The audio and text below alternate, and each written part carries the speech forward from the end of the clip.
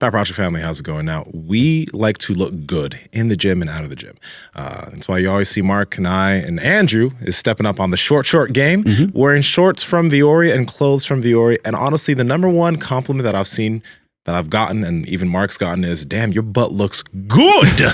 And that's because, well, the clothes we wear make our booties look delicious. Andrew, how can they get it? Yeah, you guys both have pretty big wagons. You guys can head over to viore.com/power project. That's VUORI.com/power project to receive 20% off the most amazing apparel that looks so good inside and outside of the gym. It's going to make your ass look fat, and your ass will look fat. Links to them down in the description, as well as the podcast show notes. God damn it. That's a good one. That's a good one. Make your ass look fat. What's going on, Coach? You guys won a national championship? We did somehow, some way. Yeah. I don't know. That's wild. Crazy. 77,000 people, 72,000 people, I think, were in there. And it was chaos. My mom got to go, though. That was really cool. But my two brothers went. And a few weeks, like a week prior, 2 weeks prior, my twin brother was like, "Oh, I can't go." He's a firefighter and he has a daughter, and so he's like, "It's just too many days to be without her." I said, "Look, man, I'm not gonna peer pressure you, but I'm telling you, this is for the national championship, bro." And I remember telling him, like, "We're gonna win, though." And, just talking shit, like, "We're gonna win, though," and then we won. So yeah, it was amazing. It was really like the coolest sporting event that I've ever. I mean, I was there with the team, so that's one thing, but just to be in there, it's like, yo, this is crazy. What's it like being in that town when you guys are winning like that? That's got to be amazing too. Yeah, for sure. In the first, because the Final Four is there, or you mean in Lawrence? Yeah, in Lawrence. Yeah, I mean it's just crazy. I mean, it's such a basketball town, obviously, but the whole entire city is, all the way down to Kansas City, like. The whole thing. So we play our conference tournament in Kansas City, and so that's exciting, and that builds it. And then when we go, obviously, through March, the whole town is just rallying behind you. And then we did obviously the parade, and you're talking about, I don't know, like hundreds of thousands of people just line the streets, just losing their mind. Yeah, like it's just like, yo, this is actually pretty cool. So. Is the Final Four always there? Because I'm kind of unaware. I'm the guy it's that's in different like spots, I think. Right? Yeah, every year it moves to a different city. Okay. So this year it was in New Orleans. Okay. So, and that was actually a good kind of town for it to be in, because obviously you got Bourbon Street there and all that. So, and the Final Four is cool because, as we get the highlights going, the Final Four is cool because most people will go out there for the weekend. And so this is obviously the North Carolina game, the last game, but before that we beat Villanova. And so if you came even to support Villanova that night when you're on the street, even Villanova fans are like, "Damn, man, y'all beat us, but go win that shit now." So it's like people just start to rally for you a little bit. The tournament is special. You got 64 teams in there, and you don't see the same thing from college football, though college football adopted a playoff system, and they have some teams that go in there. But, it's like the top 6 or something. I don't even remember how many teams are in there, but there's not nearly as many teams as there are in the Final Four. Yeah. And when the Final Four happens, like these teams that you never heard of, these areas that you never heard of, sometimes get these huge upsets. Like I'm sure during your time at Kansas, you've been there for 3 years, even with as great a run as they've had, I'm sure you guys have been upset here and there by some teams where you're like other people haven't heard of them, but they still might be a good team, like James Madison or something like that. Yeah, for sure. Yeah, I mean, the upset story is what makes, they call it March Madness for a reason. It creates the madness. So, and big teams. I mean, big teams fall. Like, obviously, Kentucky lost this year, but it's basketball. I think that's why it's fun. It's one or two guys can get hot, and if you have a good kind of scheme, you can figure it out, and one or two big shots just like that one. So it's definitely fun. That's why it's so hard. It's even if you look at us, like Coach Self now is the only active coach with 2 national championships, and obviously he's, in my opinion, the best college basketball coach. But it's also just because the tournament is so hard. I mean, it takes relatively some luck, right? Like you got to have the right matchups and all of that, and the seeding is important. So that's why there's no other coach with 2, right? Just because how hard it is. So how does the rest of the school get good at shit? Because like the football team, they don't do so well in Kansas, right? Well, they haven't been for the past decade or so. Mark's allowed to say that because his wife is an alumni. So. Oh, okay. Yeah, There we go. yeah. And an athlete, swimmer. So he gets to say things that other people can't. But I mean, I think it's obviously hard, but it takes time. And they got a new coach now, so I think they're on the right path. But we got our first football game this Friday, so hopefully we kick it off with a good start. But it just takes time. Yeah, it's tough because you see the football factory teams, like they're good at football, and then they're not usually as good at basketball. And there's some couple schools that are pretty good at multiple sports, but it's got to be hard when you're, I guess you build a tradition, right? And you recruit, and you're known for, Kansas is known for basketball. For sure. Yeah. And I'm sure that factors into if you're a football player, a different sport, right? You probably think, well, that's a basketball school. Right. So it probably takes time to even it out a little bit, but I don't mind being a basketball school, that's for sure. So Go on. I was going to say, being a strength coach, how do you sift through like current trends of like what people should and shouldn't be doing in the weight room, and then also just maybe naturally what some of your guys might gravitate towards? Maybe they see something on Instagram and they're like, I want to try this knees over toes program, or I want to try this new thing that they see out there. How do you rein the guys back in? Do you give them freedom? Like, where do you lie on that? Yeah, good question. And with social media now, they do see all of that stuff. And I like it because what it ultimately does, it just creates buy-in to taking care of your body, right? And there's not too many things that I would say you really shouldn't do. So for the most part, I'll say, hey, if you like that idea, let's find a way to mix it in a little bit, right? Or educate on when to do it, when we shouldn't do it. But I actually really like when they bring me stuff because it just means you're actively engaged with that process. And then I can use that to obviously, hey, you want to do that? Great. We can add that here, but you got to do this too. So it creates ultimately, I think, more buy-in. But usually it just starts with the education of when to do something, when not to do it. Hey, that makes a lot of sense, but you happen to be 6'10", 250 pounds, and that might not. But let's regress that and do it this way, right? And so just finding ways to, I think, mix in the things that they think they might like, or sometimes we'll just try and they're like, oh damn, I don't really like that. That's fine too. 6'10", 250. Yeah. It's a lot of mass. But actually, on top of what he just asked, what have you been seeing? Because like obviously we've had Ben Patrick on the show, we've had those guys from GOTA who work with a lot of field athletes on the show. I'm just curious, like, since you've been working with NBA players and college level players too, what from some of these practices has actually been very effective? Like, what have you been able to take and use and see being very effective for some of these players? Yeah, for sure. I mean, things like knees over toes is, and full credit to the branding that's gone behind that and pushed and the content machine to allow that.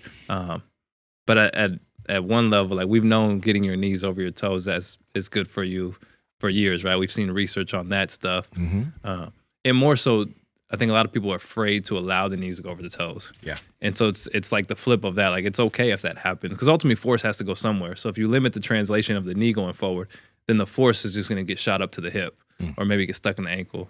So you have to disperse force some way. So allowing the joints to move freely is important.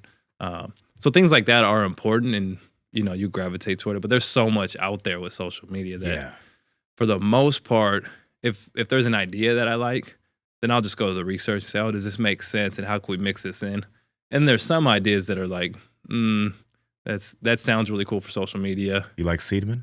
I don't have a problem with him, Okay.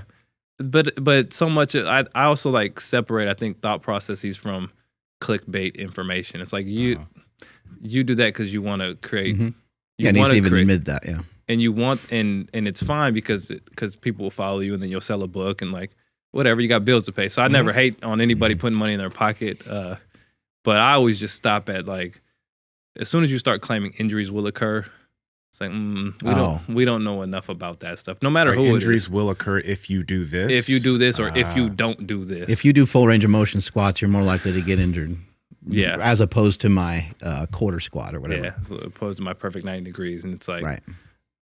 Okay, that's where I very like, difficult to say that for sure. Yeah, like we just don't. It's really hard to study injury, and you can't appreciate that through social media and how much people put out there.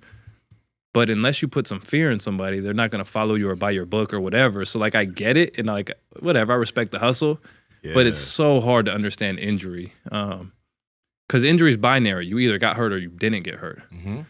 But the challenge with that is that the odds of injury are not binary. So it's very much possible that somebody almost got hurt but didn't, right? And so because of that, it's really hard to understand how training would influence somebody's injury risk. Because the only thing we know is, did you get hurt? Did you not get hurt? But it's possible that you were playing through pain and you never missed a game. So you actually were injured, but not classified as injured because you didn't miss a game. Do you think it's fair to maybe make the statement of like, if you're not well conditioned, if you're not in good shape, you're not in top shape, then your likelihood of getting injured might increase simply because you can kind of picture the athlete maybe being out of position. Yep. Yeah. 100%. Getting in compromising positions. Yep. Like my effort to go dive for the ball might be different than somebody else who's a little quicker and they're already, a couple steps, and they don't have to even dive for the ball. They don't have to go into the stands because they were a little quicker to begin with and just in better shape maybe. 100%. 100%. Yeah. I mean, we can talk openly about those ideas because that's not saying you will get hurt. But the odds of you getting increased risk of injury, the odds of you getting hurt are certainly higher if you're a deconditioned athlete, right? If you're not in shape, typically bad things will happen, right? And whether that's acute stuff or just fatigue breaks down kind of your movement strategy, right? So we'd call it kinematics. So as you fatigue, your movement quality would break down. And then over time, that can put you in risky situations, and that's where you get an ACL or something like that. That's got to happen a lot on the court. All the time. Because you're up and down the court a lot, right? Which is why you got to be in shape, right? And so if you play, you run, right? And that's the ultimate kind of motto of you want to be in shape. Because fatigue, they say fatigue makes cowards at everyone. Fatigue makes you worse at everything. So if you're really good at basketball, if you are fatigued, you're going to be not as good. And so no one can argue that being a better shaped athlete or more conditioned athlete would make you better at your sport, because even if you're Michael Jordan, if you're tired, you're not the best version of Michael Jordan. Yeah. And so that sprinkles down across everything. Yeah. So something like being stronger, it could be beneficial, but it also, if you are working so much on your strength that it makes you inefficient on the court, you can argue that you would be more fatigued on the court because you're not your movement pattern isn't efficient. So that's where it gets to be really sciencey and really interesting on your part, because you're dealing with these athletes. They already move really well. Yep. And you're like, shit, man, I don't know what's optimal for this guy. The guy's 6'10", 250 pounds. He came in here. He can jump like crazy. He can already move like crazy. What are some of the things that you kind of look at or look for? Like, do you kind of assess a person and say, well, at this stage, it's probably not even a good idea for this particular person to even mess with any squats because their movement pattern seems compromised somewhere. So let's work on something else. Yeah, for sure. I think there's always the opportunity cost, right? So if somebody is relatively strong and you focus on making them stronger, even if that increases injury risk, we don't know if that's true. But what we do know is by you spending time making them stronger, you don't have time to focus on other things like making them conditioned or making them more mobile or focus on their injury kind of history. So I think you just have to balance all of that. And at some level, once an athlete is strong enough, and that's a whole nother debate of what's strong enough, but once we figure out like, hey, you're strong enough, we have to work on the other qualities because there's so many qualities to sport, especially basketball. As far as squatting goes in general, I mean, we modify everything, right? So like we might go with a Hatfield variation. So we might raise your heels up with a ramp. That's going to allow the knees to get over the toes. It's going to allow you to actually kind of bend and fold a little bit better. We might put your hands up to be supported, keep a more vertical trunk. And now that load is getting dispersed across the joints, predominantly the lower body. And that way we'll save the low back a little bit. And ultimately, that's the goal. I think it's not necessarily just to squat people, but find variations of squatting. Because to me, squatting is just a movement pattern. How do we do this with the least amount of negative cost Exactly, involved? right? And so many times when we say squat, people just think it's barbell back squat. Like, well, no, squatting is just a pattern of triple flexion, right? So as we go into this flex position of the ankles, the knees, and the hips, what's the best version of that for my athletes? And some of them, a back squat works. Some of them, a safety bar works. Sometimes it's a Hatfield. Sometimes it's a safety bar, a front squat. Sometimes it's, hey, we really like this, but we don't like loading anything above the torso. So why don't we just put you in a belt squat? Or, hey, none of this works. Let's just put you in a leg press. So we have so many options that we can use that I think strength coaches or coaches in general that think, well, squat means back squat. It's like, well, no, squat means pattern. And then find the pattern that works for you and your athletes. And if you have anthropometrics that allow you to squat, great. And if you don't, let's put a variation out here that works. Because ultimately the goal is just to strengthen the lower body for the most part. What are your thoughts on, I mean, there's an idea of like athletes being strong enough, right? But we've had people come onto the podcast that aren't, they don't favor lifting for field and court athletes. The Go guys specifically, they're not a big fans of like putting a barbell on somebody's back or an athlete's back because they feel that it like will cause them to have flat feet on the court, which can potentially, you could injure your knee or something like that, right?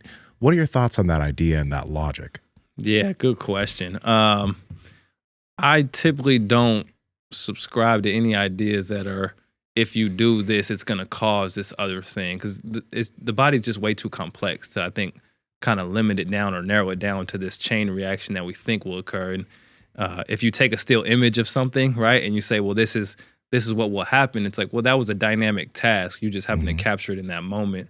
Their idea is that like it'll code in bad movement mechanics that'll then show itself up on the court. Yeah. I don't think I would agree with that, because we have, to me, it's like this black swan approach of like, if you could find one anecdote, if anyone has an anecdote of something, they say, well, this is what will happen. Well, then you could just find the alternative to that and say, well, no, that can't always be true, because we know athletes have squatted and played 20-year careers. So like logically, that doesn't add up perfectly to me. But I think the bigger discussion is, you don't necessarily have to use a barbell. You can find other ways to load people. And ultimately, to improve strength, you just need to find ways to load it. And then it opens up the can of worms of what is strength, right? Okay, do we define strength as can you squat 2 times body weight back squat? Well, no, probably not. That's not how you should define strength for a lot of people. And unless you're a power lifter, you don't necessarily have to do anything, right? If you're a power lifter, you have to do certain movements, and we're going to do those movements because that's your competition. That is your sport. Yeah. But in basketball or any other sport, your sport is the actual sport. So who cares how you load it? Just find ways to load it that I think would align with whatever you believe in, right? So in general, I don't think you have to do barbell anything. Yeah. But it is a good option for some people, for sure. And then at some level, it's an absolute load conversation. Barbells just allow you to load things at an absolute level, right? The total mass on the body. Barbells are a nice kind of venue for that. Bless you, Andrew, right? But, Man down. But yeah, there's there's other options. Yeah, and I think ultimately too, you got to consider when we think about strength training, what we're really thinking about is force expression. And so many times when we think of strength training, we just look at it from kind of an external perspective of how much load is on the bar. Yeah. But really what we care about is force expression, which is really an internal measure of how much is the body producing, how much force is the body producing. And because of physics, we know that if you can move the same weight faster, there's more force being produced, or can you move just more load in general? But we've almost narrowed down strength to this idea of how much load is on a bar. And for your average gym goer, it's probably a fine definition. But for athletes, especially high-level athletes, it's probably not a great definition of strength, especially because in sport, strength is so much time-dependent. It's very much time-dependent. And so it's one level, can you produce force at a peak level, max force? But what's probably more important in sport is how fast or how rapid, we would call that, rate of force development. How rapid can you produce force? Because that's probably going to be a little bit more important. And so an analogy, like for my guys, we talk about vertical jump all the time. Yeah. But the rim is only 10 feet. So if an athlete could jump 40 inches versus an athlete who could jump 44 inches, I would argue that the guy who could jump 45 or 40 inches, the sport performance wouldn't change. The guy who could jump 45 is going to maybe have more highlights, but 2 points is 2 points. And so if the rim is 10 feet or the ball is at 11 feet or 9 feet, who can get to the ball faster for a rebound? Who could dunk the ball faster to score, right? And so sometimes the rate that things occur at is actually much more critical in sport than the absolute number. And so like for me, if a guy can jump 40 inches, I don't really care to make them jump higher, right? And I think force and any other quality can kind of be contextualized around that. It's like once you get to a certain point, you don't need to keep improving that thing. Just go improve something else, because there's so many things that are important in sport. Have you seen anybody lift more and perform worse? There's research that actually supports that. I don't know if I've ever seen that, like with our data, but there is research out there that supports that. And I don't know if it's. I would just say like a time component that comes to mind immediately. Like if I spend tons and tons of time squatting, but I don't spend hardly any time jumping, how 100%. good at jumping am I going to be? Yeah, 100%, 100%. And I know there's research on surfers, I think surf sprint times, and they found that, don't quote me on this, it's been a while since I read the research, but they did a bunch of, I think, pull-up variations, and they looked at the athletes who were stronger in the pull-up were actually slower in the surf sprint. But the rationale was you spent so much time focused on this movement pattern that you didn't spend time focused on the other thing. And so it's just a cost of time, essentially. I can't think of a reason why being stronger would ever hurt you, unless you're producing so much force that you don't have the eccentric qualities, the braking force to accept that load. That can get you in some. Or if you're working on it to your detriment, like you love deadlifting and you got a guy who breaks into your weight room and is deadlifting, every day just because he's obsessed with it and it hurts his back. Yeah, for sure. Yeah. If there's acute consequences to that over time, then because ultimately, if your back is sore, now your practice isn't as good, and then now you're not getting good in practice, and now that means you're probably not performing well in the games. So a lot of that comes to mind too. But independent, just strength. Being stronger in general, I don't think is going to ever hurt you.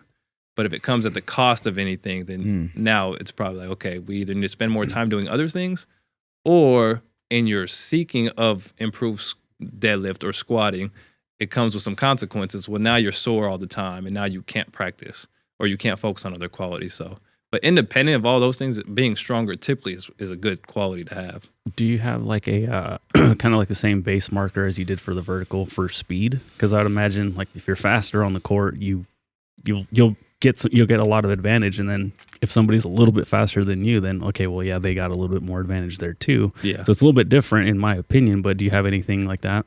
Yeah, I mean, speed in basketball is typically measured by 3/4 court sprint. And so if you look at like fast players, they're at like 3.1 or below on a 3/4 court sprint. So that would be you start at a baseline, you run through the opposite free throw line. And if you're a very fast guard, for example, if you can get to 3.1 or below, you're very fast. But then it comes down, okay, if you're at 3.2, are we going to focus on getting you to 3.1 or below 3 seconds? And if so, at what cost, right? And so I think sometimes it's almost like, is he fast? And what is fast? Well, now it's like always context dependent. What does fast mean? I don't know. Can he blow by his defender? Right? Can he get to the cup, create some pressure on the defense, and then fan it out? So it's almost like you got to bring all of that in all the time to say, is he fast? Well, we can measure it, but then also, hey, you're very fast when no one's guarding you, but when someone's in front of you, you're so damn slow. And you're dribbling and everything else. And you're dribbling, and you got to think, and now there's a mental component. So there's so much of that that pretty quick you can tell if a guy's fast or not. And if you're confused on it, he's probably fast enough.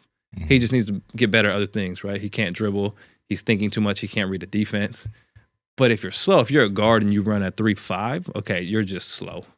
And so we just need to improve that quality, right? So sometimes it's so obvious that you just need to improve the underpinning qualities. But if you have to ask the question, they're probably fast enough. You just need to work on the kind of conscious or cognitive component, or reading the defense, or you don't know how to dribble, or your bag isn't deep enough. Like I tell my guys all the time, like, you're fast, you just don't have the skill set to express that. And I've seen athletes who can jump 40 plus inches, but they never dunk in a game. They can jump high enough, but as soon as you give them a ball, they just can't put it all together. It's a lot to go 1-2 dribbles, read a defense, jump up, and then a defender jumps and be able to dunk it, right? Like that context is a very challenging thing for some athletes. But if in a layup line, like I've seen athletes, you're the most impressive dunker ever in a layup line, but in the game, you never dunk, right? And so it's putting those pieces together. Yeah, because like how often are you going to run 3/4 of the court and then just hit the brakes, or try not to run into the back pad, right? Yeah. So you got to stay in bounds if you have the ball. So that makes sense. Yeah, the variables. Yeah, for sure. And you bring up a good point too of like, basketball is an acceleration-based sport. It's not a top-end speed sport because like you just talked about, at some point you need to slow down or you run out of bounds. And when you run out of bounds, you hurt your team because now they're going 5-on-4 the other direction. And so now we don't have a defender back. So we focus a lot on acceleration, but top-end speed, for the most part, isn't basketball specific. Now, you can argue if you increase somebody's top-end speed, you make their accelerations faster, or you could just make their accelerations faster. And that's kind of what I choose to do. How does one make acceleration faster? Oh, man, that's another can of worms. But there's a bunch to it. But ultimately, you can look at it from the underpinning qualities of, okay, acceleration is more force-dependent. There's more time on the ground. So if you make them stronger, that'll typically transfer. And then there's kind of an orientation of force, a horizontal force component. You also need to get them good at leaning, right? And so a rule of thumb could be a 45-degree angle, right? Can they get into this lean position and then apply force into the ground backwards to propel themselves forward? So when you think about accelerating faster, it's some of those components, right? Like especially early accelerations, more force dependent. And then can you get them to obviously transfer their force into this horizontal lean? And you could do different movements, right? Like a hip thrust or some of these, or an RDL, more hip dominant exercises might transfer better for that. But ultimately, are they fast? Are they strong relative to their body mass? And then can they put that force production into the floor at the right angles? So an athlete who stands vertically right away isn't going to be good at acceleration because their force is going straight down. And that's more top-end speed mechanic. But you need to be able to lean to push the floor backwards so you can go forward. Versus top-end speed, it's okay to basically hit straight below you because you're just trying to maintain speed at that point. Yeah. Can you still play? A little bit. What's the team think of that? Oh man, they think you suck. No, they think they gotta think I'm somewhere between Michael and LeBron. Yeah, they gotta think at this that. point. They gotta think that. It's a lateral movement from those two. Yeah, exactly. Anything below that is just disrespect. I was gonna ask, are you involved at all with like any of the recruiting process? Like, I know that's it's its own thing, but I can just imagine that like they would want some input in regards to like some of the mechanics that the players that they're looking at might have. You can be like, okay, yes, this guy does start at that 45 degree. He's going to be easy to work with, et cetera, et cetera. So do you have any involvement with that? Yeah, certainly involvement in recruiting. At the NBA level is more of what you were talking about. Hey, what do you think of his body? What can you do for, with that frame? Over the course of a year, how much weight can you put on him? We would screen his movement quality. What do you guys think from an injury risk perspective? Because at that level, there's a lot of money involved, obviously. And so you're going to make some decisions based on current kind of player, but also future player. In college, it's a little bit different. Like, we don't do any testing in recruiting. That's going to be more based on if the recruiting coach thinks he can play here and wants to offer him a scholarship, then it's more of a pitch. We just want them. We want them to come here. We're already sold. We want that player. And now we're pitching to them, right? It's kind of a sales process of, hey, can we get this player here? And what are they going to get when they get here, right? So, yeah, I'm involved in every recruiting pitch now, but it's not any testing or it's not the question of do we want them or not want them. It's we know we want this player. They're here. Let's convince them that this is the right spot for them. And, my quick sales pitch is, you want to go to the NBA or not, man? What we doing, right? And so and then we give them the track record of that, obviously, with the Kings. I was able to work with a lot of players. Some of those players they've heard of, right? Whether it's an OG like Vince Carter or some of the younger guys that the players can relate to. So, yeah, it's a little always involved in that recruiting process. But the NBA, it's more of an evaluation.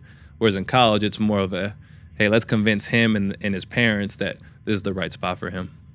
When it comes to something like weight gain, sometimes even that gets to be complicated because, like, does the player really need to gain weight or does he need to just be stronger? Like, is that the reason why you want someone to gain weight, or do you want them to gain weight because a center typically weighs this much or a forward, typically weighs this much? But again, what's the reason why, you want someone to be that heavy? Maybe for a particular athlete, it might slow them down too much. How do you go about getting some of the guys bigger? That's got to be challenging because you're trying to keep them athletic at the same time. Yeah, for sure.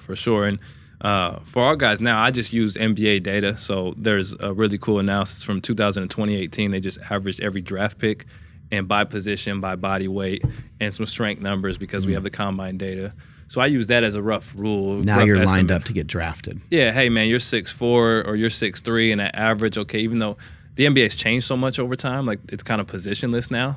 But for the most part, okay, anyone who's 6'4" weighs 220. Okay, so you weigh 180. We got a long way to go. Now, it doesn't mean you have to be at 220 to get drafted. But if we know that that's an average, that's low-hanging fruit. Let's try to get you there. Now, that's a big gap, so we won't get you there. But to me, it's more of, can we create buy-in? Now you should gain weight. So one level is just that. Let's compare you to other people in the NBA because you're going to be going up against them. That's your dream. So let's help you get there. Mass also, to me, so that's like one level. The second layer is it becomes kind of at some level body armor, right? If you have really thin legs, for example, and you get ran around screens all of the time, and then you get kneed, well, if you have very thin legs and you just don't have the mass on top of that, now you'll get a bone bruise, and now you can't play for a week or two. And we've actually dealt with that. So when I had De'Aaron Fox, he was light as a feather, and that helps him. That's why he's so fast. That's why he can jump so high. But those qualities only help if you can play. But if you're also so thin that every time you get kneed, you have to miss a game because literally it creates a bone bruise because you don't have the padding above it. Well, now the conversation is, hey, you don't need to gain mass necessarily because you're not strong enough. You just need the body armor. And then the last part is obviously that strength, right? We do know that cross-sectional area of strength are going to have relationships. So sometimes it's just, you're not strong enough. And our goal is actually strength, but what comes along with that is eating and sleeping and recovering, and that adds mass as well. So whenever I think of size, I kind of look at it like, okay, let's comp to NBA players. And then if we can't get there, is there a rationale for body armor because they're going to run you around screens and you're going to have to hit and bump? Play type comes to mind. Like, are you a physical guy? Do you create contact? And if so, you probably want to have maybe a stronger upper body or bigger upper body to create some contact. And then lastly is obviously that force component. You can build, like the idea of building force independent of mass is, to me, an argument not worth having. Just get people stronger, and if weight comes along with that, great. I'd agree, yeah. And then if they need to gain weight, then get them to gain weight. And if strength doesn't come along with it, sometimes that's okay as well, right? Because sometimes it's just a mass conversation, right? Two bigs, two centers, all things being equal, the one who weighs more is probably going to be a little bit more effective, right? Because if your defender's pushing on you and you weigh 220 versus you weigh 250, well, that's just a heavier mass for them to push against. Even if you produce the same force as somebody who's 220, because that you producing force is either holding your own ground or creating some space. But if a defender has to push on you, having more weight is just more weight for them to push on. And over 40 minutes, do you want to push? If I'm a defender, I would rather push on a lighter person who's 220 than 250. And over 40 minutes, you'll break them down if you weigh a little bit more. Some of these athletes are insanely strong on the court, right? Like there's some people you can't figure out how to, like they can box you out and they can do all kinds of crazy stuff. And if you were to see them in the weight room, you know, they put 185 pounds on their back and they just look like they don't even want to try to squat it, much less actually squat it, right? Yeah, absolutely. And that brings in, obviously, like, to me, strength is a skill. And so there's so many athletes that are very strong in their sport, but they're not, quote unquote, strong in the weight room. And to me, that doesn't mean they can't produce force. It just means that they're not good at your movements. And that's okay because squatting is a skill, all right? And so if you were to squat for years, you would get very good at the skill. But they don't need that skill to be good at their sport. They need force to be good at their sport. And a lot of them have that, right? And like, there's been times where I'll jump in and I'll try to guard somebody in the pro level or college level, and they're way stronger than me on the court. Like, there's nothing I can do, but I bench, squat, and deadlift way more than them. And it just means that that's just a skill that they haven't cared to take on. And a lot of times it's justified because they've spent so much time developing their sport skill that they didn't need their strength in the weight room, right? And unless it's football, for the most part, that's probably going to go across almost every athlete. Football players are used to the weight room. Through high school, they'll use it, especially if you're at the D1 level, right? It's rare that you get to the D1 level in football and you haven't touched a weight. It's very common in other sports that the first time you've actually had consistent training was once you got to college. But they were just better than their peers, and that's how you get a D1 scholarship. As far as recovery is concerned, because like we know that obviously sleep plays the biggest part in terms of some of these athletes being able to recover from session to session, gain size, etc. Did you notice a difference between dealing with NBA athletes as far as recovery and then dealing with college athletes? I know that you're the number one school, so maybe they're more committed to that. But you know, when I think of college athletes and college students, sometimes it may seem hard to get those kind of individuals in line. What do you find? Yeah. I think you hit it on the head. Like in the NBA, it's your rookies are basically your college guys, right? So some of them need the education around why to do stuff, and hey, you're going to hit a rookie wall 50 games into the season, and so we have to focus on recovery early so that doesn't happen. So you educate there, but for the most part in the NBA, like guys understand recovery because 82 games. If you don't understand recovery, you'll find out soon enough why you need it. There's 82 games that are going to drive your body into the ground, and if you're not actively recovering, then you're just going to feel terrible towards the end. And I always say the teams. Talent aside, the teams that end up winning the most in the playoffs are the teams that just don't fall off. A lot of times people think it's like this kind of increase in performance over time, but really it's just who doesn't fall off. And if you look at the past few years with the injuries in the NBA, that's for the most part has held true. College is a little bit different, actually. It's almost like the increase in performance through March. Like the teams that can peak at the right time. Like there's no college basketball team in the world right now that's good at basketball, right? It's just too early. But obviously, once we get through our non-conference schedule, we get a little bit better. And then conference schedule comes, and hopefully you're competing at a high level. And then you hope to peak in March toward the end of season. Yeah. Whereas the NBA, once you're about 20 games in, you just want to be in shape and just don't fall off. And then the really good teams, like the Warriors, they won't care about, some losses during season because they know their bigger goal is the end of season. But for the most part, to answer the question, most NBA players know the importance of recovery and the value of it.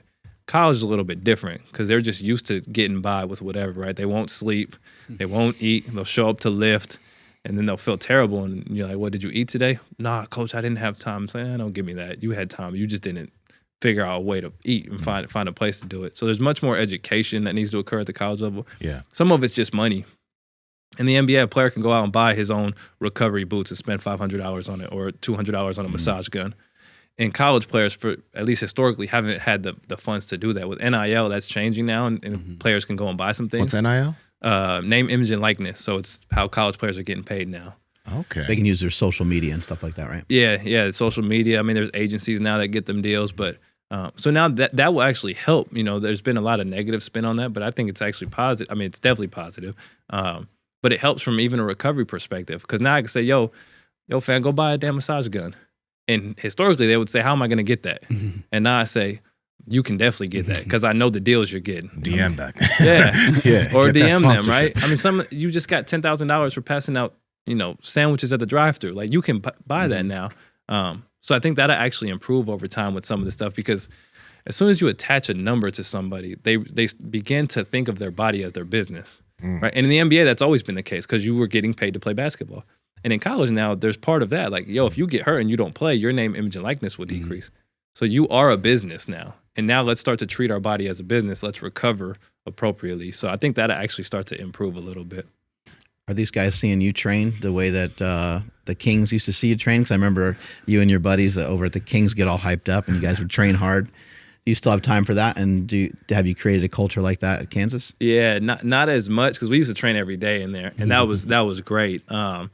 Not as much now, just the way that kind of, in the NBA, you essentially, a guy can train before practice, after practice, any time of the day, essentially. You're essentially a personal trainer, right? To 15 guys. That's your job as the head strength coach. College, we train as a team, and they have classes, so there's less visual of that. But occasionally I'll jump in and, they're hyped to press 80-pound dumbbells or whatever. And like, oh, that's cute. And you jump in just to show them you can still do it. Right.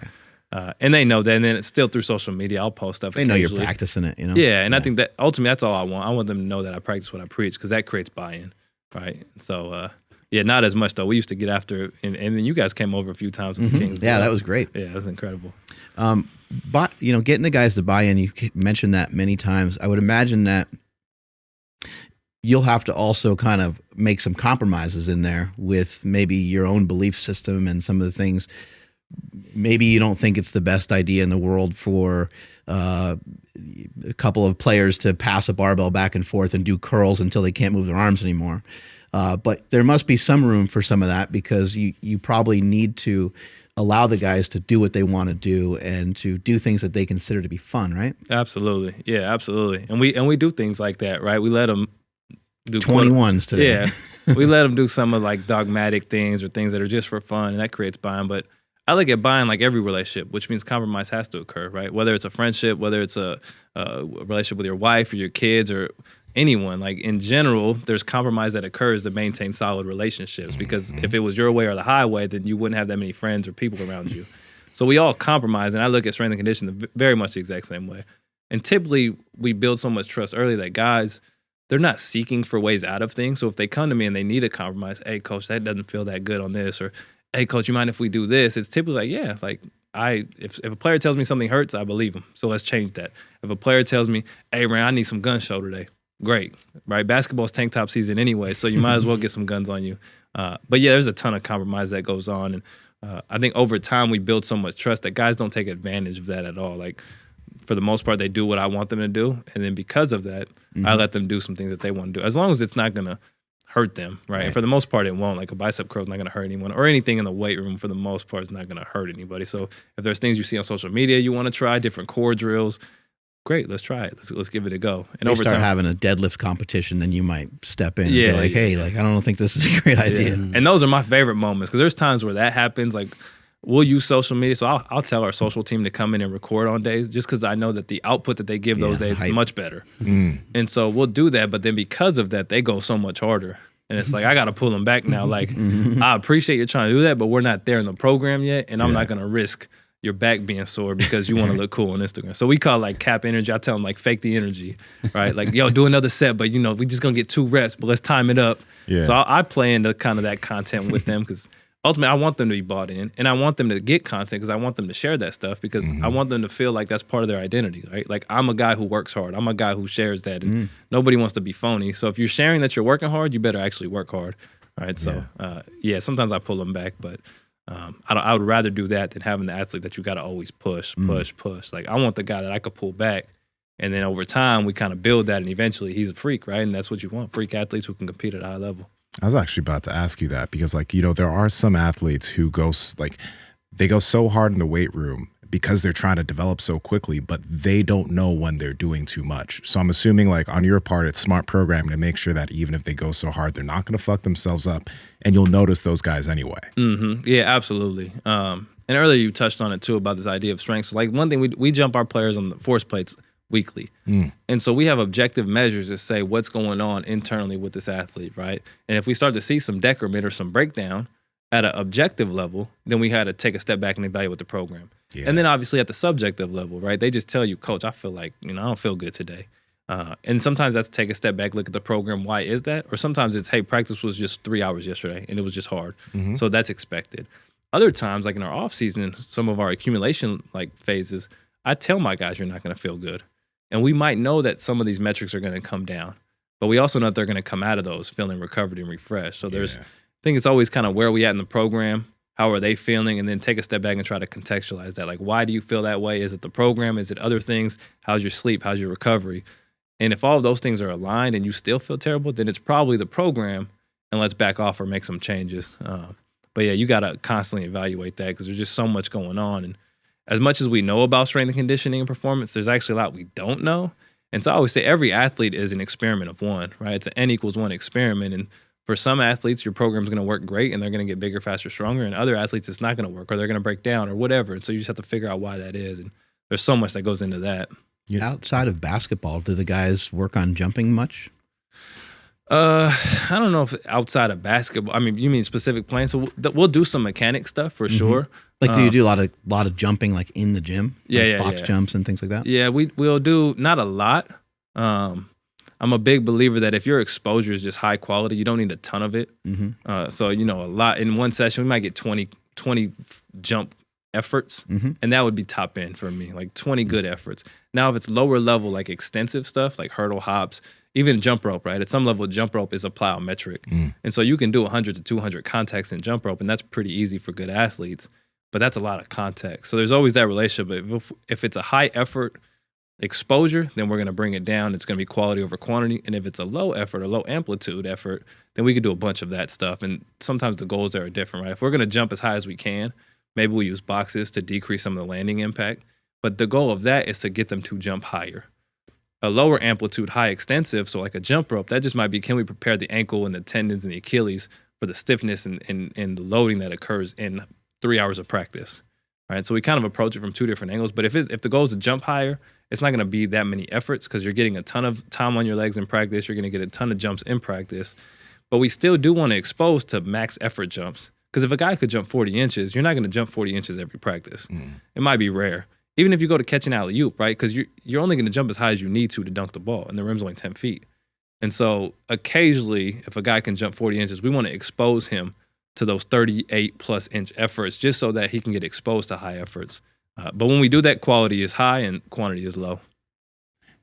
Since it's college, I'm curious about this. We've been talking about like alcohol quite a bit on the show because, some people, when it comes to their dieting or when it comes to life, they want to be able to fit alcohol in while still being able to perform. But you know that it doesn't help anything as far as performance. It doesn't help anything as far as sleep. It can really mess a specific athlete up. Now, these guys being in college and having fun, I know that there's an education piece, but do you find that there is any type of issues with having to deal with alcohol in these athletes at all? Or is it something that's not really, are they on point when it comes to dealing with that and performing? Yeah, I mean, we've never seen issues. College kids are going to have fun and you want them to have fun. And because a big part of being a holistic athlete and actually recovering is, do you have a social life, right? And so if you isolate yourself, that's not good for anything. So you do want to have a social life. It's never been a problem. My education is simply know who you are. If you're a guy that goes out and you practice, terrible the next day, then you need to know who you are, right? And if you're vice versa, a guy who can go out and have a good time and come to practice and play well and go in the games and play well, then you found your balance. But I think it's important to know who you are, find your balance. And the examples I always give are in the NBA, guys will go out, obviously, they have money and you're in good cities. And I've seen players who can go out till 4, 5, 6 a.m. and go for 30, 40 points the next night. And then I've seen guys who can do that and they are terrible. Yeah. And I think it's just important to know who you are, right? Like I'm not going to tell you who you are, but you need to know who you are and just have that self-awareness and be real with yourself. Okay, when I go out, I'm terrible. So I probably should limit the amount of times I'm going out in season, right? And vice versa, if you're a guy who can do it, well, there's a bigger conversation of you don't want to do it all the time and all those things and know your influence and all of that. But I think it's just important that we want our guys to be social in general. I want people to be social, right? We know that's good to be a good human. You should have a social life. But at what cost? And I think you just need to know what that cost is. You mentioned the force plates. What other things do you guys look at? I know like sometimes in the NBA, they might look at how many times an athlete jumped per game and how far they ran, and they track. I think the maybe San Antonio Spurs were like one of the first teams to do it. They really tracked everything. Do you guys get that intense with trying to track what each player does on the court? Yeah, not as intense in the NBA, or excuse me, in college, mainly because of the infrastructure of technology. So like in the NBA, there's a technology called Second Spectrum that there's a camera system in every NBA arena. And you don't have to do anything. You're going to get that data regardless. So after every NBA game, you can download basically a massive Excel spreadsheet that's going to tell you every player that played, the distance they ran, the average velocities they ran, the jump counts. You can get all that information without putting anything on the athlete. You pay for it, but the teams all pay for them anyways. So some of the amount of data NBA teams get, some of it's just non-invasive. And then some of it is invasive, right? You're going to do different tests. You're going to jump them on the force plates. Your trainers or your sports med staff might do something. You might literally take blood draws, biopsies. I mean, you could do everything because you just have a massive budget, and you could justify everything because you're paying $120 million out in contracts. College is a little bit less invasive. We still have force plates. We'll look at the velocities they move at. We do have 2 different wearable technologies that we wear on the practice court, and you can wear them in the games. So you still get a fair amount of information, but certainly not to the extent of the NBA, mainly just because there's an expectation now in the NBA that we're going to look at our athletes from a million different angles to keep them healthy. And then there's just a budget conversation of NBA teams that are worth billions of dollars that are paying hundreds of millions of dollars can justify $50,000 in technology and data collection. So, but we still look at a fair amount of things, but certainly not to the same extent. Any idea like how much somebody would jump in like a season? Like have you ever looked at like a number like that? You ever see like, oh, this guy jumped 40,000 times last year? Yeah, that's a good question. I don't know. I'd imagine it'd be pretty high, obviously, because it's not just jump frequencies you would want. You would also want to understand like the height of those, because a 2 to 3 inch jump, right? If you think of spot shots or good 3-point shooters, they actually don't jump very high at all, right? And so that's still a jump though, right? Yeah. You can quantify a jump as anytime your toe leaves the ground, that would be a jump. Versus high efforts. Like I ran through an NBA game once. It was like 1 time per minute you would get a quote unquote high effort jump. And that would be for a rebound or maybe a pull up jump shot. Now I'm just watching the film, so I can't quantify that. What is that, over 10 inches? I don't know. But it's not as frequent if you start to actually put a number to like the intensity of it. How high is this jump? And I don't know, if you were to put like 8 to 10 inches, that's not that frequent. The low-level jumps are super frequent because technically at some level, even running is a plyometric, so you're leaving the ground. So is that a jump? Is a spot shot a jump? I just know it's a lot. It's for sure a lot. But then, lower-level stuff might be more tenderness, and so you can take on some more of that versus if you get into deep knee bends or deep angles in general, that's going to be more musculature. So now if you go to jump 10, 15, 20 inches, that's just more damaging to muscle tissue. And that's the stuff that we probably really care about. You want to understand the low-level stuff from a tendon perspective just to track and understand load over time. But that's not going to damage the tissues as much as deeper knee bends or higher jump efforts or even accelerations and decelerations. Those high-intensity things are what will make you sore the next day. And then that over time creates the need for recovery. And if you don't attack that, then that's how you break down and bad things could happen, whether it's a decrement in performance or an injury. Do you do anything for landings? Like you have people jump down from boxes, or that's a lot of times where guys get hurt, but they usually land on somebody else's foot. So I don't know if there's any training that you can do for that. Yeah. In basketball, certainly because it's a vertical sport with people underneath you, the ankle roll is a big problem. We don't do too much around that because there's not much you can do to control that. But landing mechanics in general, we do coach, and so we'll have them drop off boxes. We'll have them land in positions that we think are important. We'll do that with single leg variations as well. And so we do attack it, but I understand that there's a limitation to how that's going to transfer because sport is just chaotic. You're going to go up and jump to, for what might be a casual dunk, and then you're going to land for the most part, one leg in front of the other, and you're going to be able to absorb that force, and there's plenty of time, and you'll run out of bounds, and then you'll stop and you'll turn and go the other way. Like that's a typical play that you would want to see. But then what might also happen is you go up to jump and then you get fouled. And now your body, there's torsion, right? So now your arm is coming across your body, your trunk is swinging around the hip, the back leg is going to swing behind you. Now you're landing on one leg, but you got torque coming around with momentum, and you're 6'10" and 250. And now that knee is trying to figure out what is going on. And those are positions that you can't predict or control. So I always think, can we get our athletes to do all the right things from the wrong positions? And that's ultimately the goal, is like, can we give them the capacity to handle all of that, right? Like, I don't know what's going to happen in the sport, but I want to be confident that you can handle whatever is going to happen. And that just is, I call it chaos. You just want to start to introduce chaos into your training at some level and get your athletes comfortable managing that chaos, because sport is chaos. Earlier you were mentioning that, I don't know if you do it also in college, but you're mentioning how you guys have like a screening process, and you can kind of tell, oh, this athlete's going to be injury prone this way and that way. And, Mark mentioned landing, right? What ways, when you visually look at an athlete, what ways do you tell if like, oh, they're injury prone with this or that? Like some people they have this assessment that they take people through, and they watch how people walk and all that stuff. What do you look at? Yeah, good question. And that's the $1 million question, I think. There's a bunch of screening processes out there, whether it's different people, like you mentioned, different companies. Mm-hmm. The challenge still is, to my knowledge, at a high level research, none of those have actually been shown to prospectively predict injury. Okay. So what I'll do is I'll look at a guy, just how he moves, right? We're going to squat, we're going to hinge, and we're going to put you in a lunge position, and we're just going to move you through range of motion there and look at how that looks and how that feels, right? And so there's some glaring red flags. For example, if every time you squat or get into a position where you need single leg stability and flexion, your knee caves in, right? And so you might call that knee valgus. And so early on, call it 10 years ago, we would think that was a predictor of ACL injury. A lot of the new research that's come out, especially the bigger cohort studies, have shown that alone doesn't actually predict ACL tear. And that's why this stuff is so complicated, because it's just so hard to study. But I have some rules of thumb. Like, I don't want to see you cave into your knee every time you land, or every time you squat, or every time you get in a single leg position, right? Yeah. If we put you in a lunge pattern or a split squat position and we see some asymmetries at the knee level, just that perturbation. So if I see, on your right side, if your front leg is in front of you, you go down, even isometric, so you go down to hold a position, and that looks very stable, you look comfortable. And then we switch sides, and on your left knee, it's shaking all over the place, you can't find stability. Is that going to lead to injury? I don't know, but are we going to work on that? Yes, right? And so that's kind of how I look at it. And then we'll look at our force plates. You can look at force ratios. And then you could also look at asymmetry. So we have dual plate system where we can look at your left leg versus your right leg. Asymmetries comes to mind, obviously. And my general rule is anything less than 10%, it's not a big deal. So it's more like a green flag. If you're 10 to 15% asymmetry, we might yellow flag you. And then anything above 15%, you might say, well, that's a red flag. Now, does a red flag mean you're going to get hurt? No, I'm not saying that. But a red flag means we're going to address it. We're going to do something to try to decrease that asymmetry. Anything less than 10%, you would just call that human variability, right? Your right leg is 8% stronger than your left leg.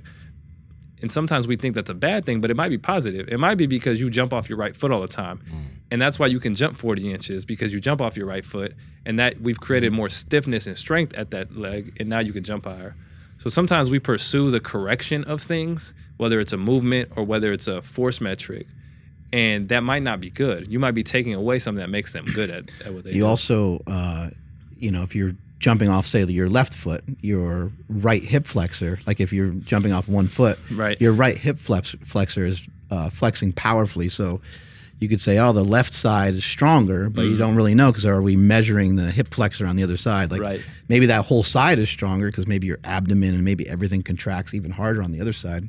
We're just not looking at it. Yeah, for sure. And the body is going to compensate and find a way, right? So usually if there's something going on one side, there might be something on the other side that's counterbalancing that and creating some form of symmetry, but the way that you've measured symmetry is not being shown, right? So we just try to, again, contextualize everything, and ultimately I never jump to the conclusion that this will lead to an injury, because I've seen some athletes who literally, when you put them on a slide board and tell them do a reverse lunge, they fall over. They have no balance.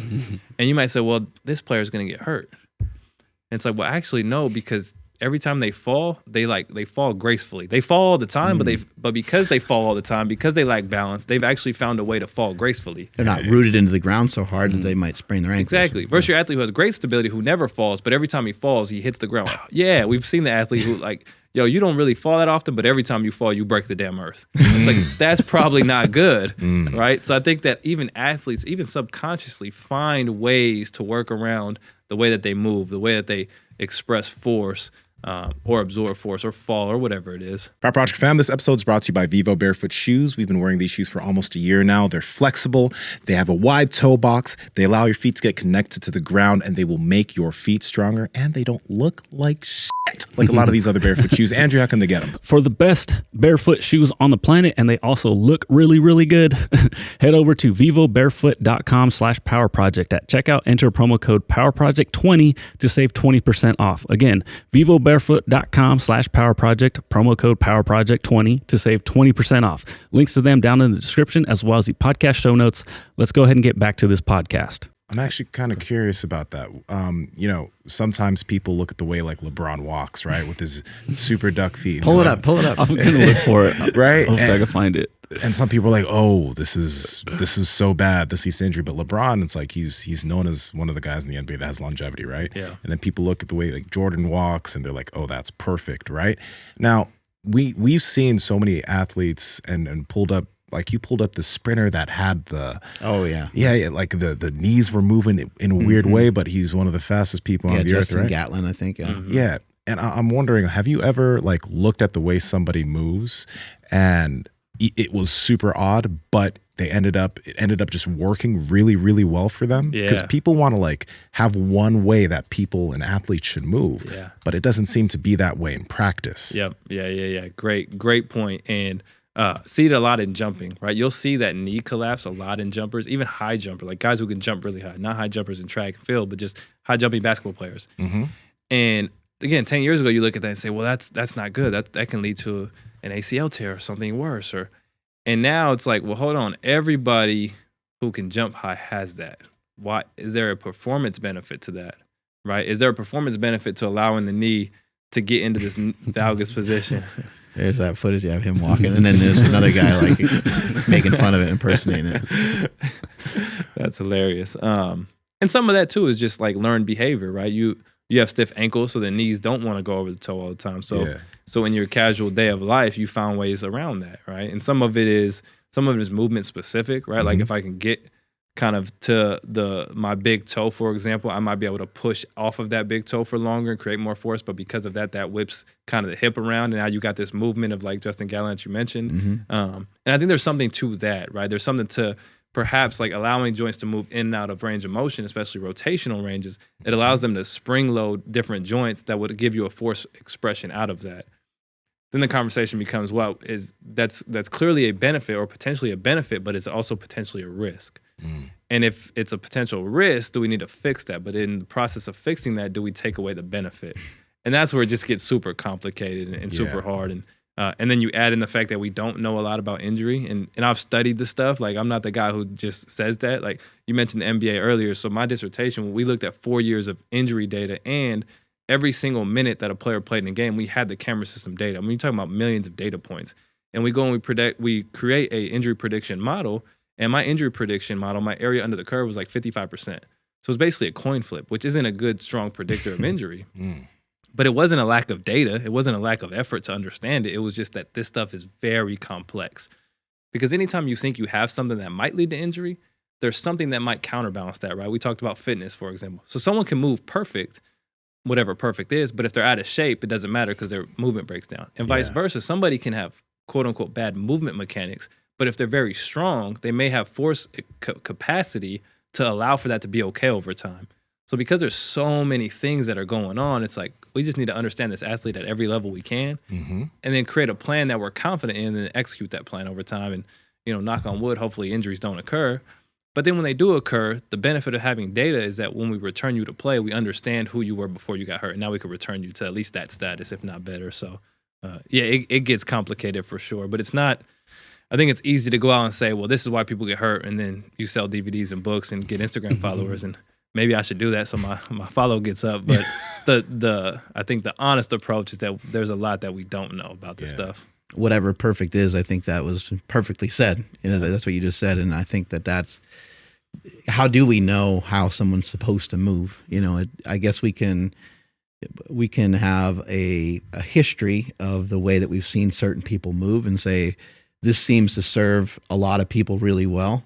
But when someone's foot is pointed out when they go to do something, as opposed to someone's foot pointed in, as you're pointing out, it might do 6 or 7 other things that we're not even really thinking about. It might serve the hip, or it might serve the shoulder, or it might be a way for them to get around some sort of maybe they were just born with shorter hip sockets or something, and they're getting around some sort of maybe genetic limitation to express their full genetic potential. Absolutely. And when you talk about this stuff, because really injury is diagnostic, right? Like it's a diagnostic test of will you get hurt or will you not get hurt. And so if you do a movement screen and you classify, hey, I have 15 guys and 5 of them are in the risky category. So now we've diagnosed and said 5 of you will get hurt. And then all 5 of them get hurt. And you say, well, my test is perfect. That's rare. What typically happens is you say all 5 of them get hurt and then one of them gets hurt. And you say, see, my category worked because I said that he would get hurt and he did get hurt. But you didn't consider everybody else that you said would get hurt. And so in diagnostics, this is like medical testing, you would say that's sensitivity and specificity, right? Even if it's something like cancer research, right, or cancer testing. And the goal is that if you say something about somebody, that happens. And if you say it won't happen, then it won't happen. And so I can predict every injury for anybody. I can go to a coach and say, coach, all 15 of your guys are going to get hurt. And then when one of them gets hurt, you say, see, I predicted your injury. I told you he would get hurt. Yeah, but you told me 15 would get hurt and 14 did not get hurt. And so your test or your diagnostic was actually terrible. But we don't, because we're humans and because we attach our ideas to things that we think about, you only notice the people that got hurt. And now you say, well, see, I told you if you did that, you would get hurt. And then he got hurt. Well, yeah, but you told me 20 people would get hurt and only 3 got hurt. 17 were actually healthy. So your test is actually terrible, but you're not going to say that on Instagram or anywhere else. You're going to talk about the 3 that you predicted. Those 17 will get hurt at some point, though. Yeah, man. they will. They will. You're right. So yeah, I could predict every injury. I would say every athlete will get hurt eventually. And now I'm 100% accurate because every athlete's going to get hurt at some point. Congratulations. Well, they played through injury. Yeah. And so then the other challenge, even another layer to this is when you do that, if you were to do a diagnostic or a screen of anything with athletes, and then you say, well, these 7, we think these 7 are at risk of injury. You're not just going to wait and watch them go out and get hurt, because that's what you would want to do. To figure out if a test is good, you would say, okay, these 5 are going to get hurt. Let's go watch them play. Let's not intervene. We're just going to go watch them play and see if they get hurt. But you wouldn't do that because you're a performance coach, you're a trainer, you're a PT, you're a dietitian, whatever, you're a coach. So you're going to say, okay, you might get hurt. I'm going to go out and try to change that and reduce the risk of that. So now you have an intervention that's occurring prospectively out while they go out and try to get hurt. So it's just so complicated. So for you to really figure out if a screen was to work, you would have to first screen them. You would have to say, okay, these 20 guys, these 10 will get hurt. You need 1 season to just let them go out and get hurt. Shit. And let's say 8 of them do get hurt in that group. Say, okay, we're pretty confident that this works. You still have no idea what would affect that to decrease that risk. So now you need another year. You need a whole new different group. You need to do that test again. You need to get 10 more people who might get hurt, 10 who don't. And then you would give them all an intervention. And you say, does this intervention work? Well, last year, 8 of them got hurt. This year, only 4 got hurt. Okay, we think something's working. Okay, let's do that again now. So it would take years and years of research and years of watching people get hurt and then years and years of you manipulating your intervention to ultimately ever be confident that this is probably going to work. So instead, what we say is we just use logic and we say, okay, a hamstring strain is pretty common in soccer. We know that a hamstring strain essentially occurs because the hamstring doesn't have the capacity to stop the leg from ripping. So what are we going to do? We're going to improve the strength, the conditioning, the velocity mechanics of that tissue, maybe improve the fascicle length, the length of that tissue or that muscle fiber. We're going to do all of those things and just hope that it works. Yeah. And to me, that's an okay approach because it's probably the honest and logical approach versus the research approach, which would just take years, and we don't have time for that. So that was a lot. Yeah, well, a lot of people don't want to say that we're hoping for the best, but ultimately that is kind of what has to be done, right? With your athletes and your effort to try to help them move better, I would imagine, and to, I guess potentially avoid injury in some regards, there must be sometimes a pattern though with somebody who's like, oh, my back hurts a lot. They have a symptom, and maybe not only do they have a symptom that they just have pain in their back, but maybe another player also. You mentioned injury history earlier, so maybe this, maybe you have a guy that continually hurts his left knee. And then if you kind of think about it, you're like, well, you kind of walk around like an idiot. So I've been thinking your left knee probably hurts anyway. So that's where you might be able to get into some corrective stuff that may help. Yeah. But again, it still would be really hard to tell how much it will help and what it will do the way someone stands, the way someone rests, the way someone plays the game is going to have a massive impact on their knee or lower back pain or whatever it might be, right? For sure, yeah. And I always say, hope isn't a strategy, right? Like, although we're out there and the hope comes from confidence that we're doing all the right things, and we lean on the research with that, we lean on our experience with that, right? You call that evidence-based practice. So even though hope isn't a strategy, the reality is if someone comes in with knee pain, okay, what are the things that we know might influence this knee pain? Maybe it's down to nutritional level. Maybe we need to get them some collagen, for example, right? Maybe it comes down to the tissue capacity level. Maybe we need to start them with some isometrics to decrease knee pain and then build that out, build some strength in these different positions. Maybe it comes down to the fact that it's tenderness. So every time they do more stretch shortening cycle, explosive type movements, maybe spikes in that type of movement category is what's causing knee pain. So can we build that load over time? So we can always reverse engineer what's going on and then obviously create an intervention to influence that. But at the end of the day, you can do all of that and it's still an experiment N=1, right? Just because the research says something about a group of people, it doesn't necessarily mean it's going to work for your athlete. You want to lean on that and use that stuff, but you got to use your own experience and use some logic. And ultimately, it's a process, right? Hey, we're doing this and that seems to work. I've had athletes come to me and say, Ram, every time I do that, that feels good. Great, keep doing that, right? Like, I'm not going to overthink it. You say that feels good, that decreases knee pain, great, keep doing that.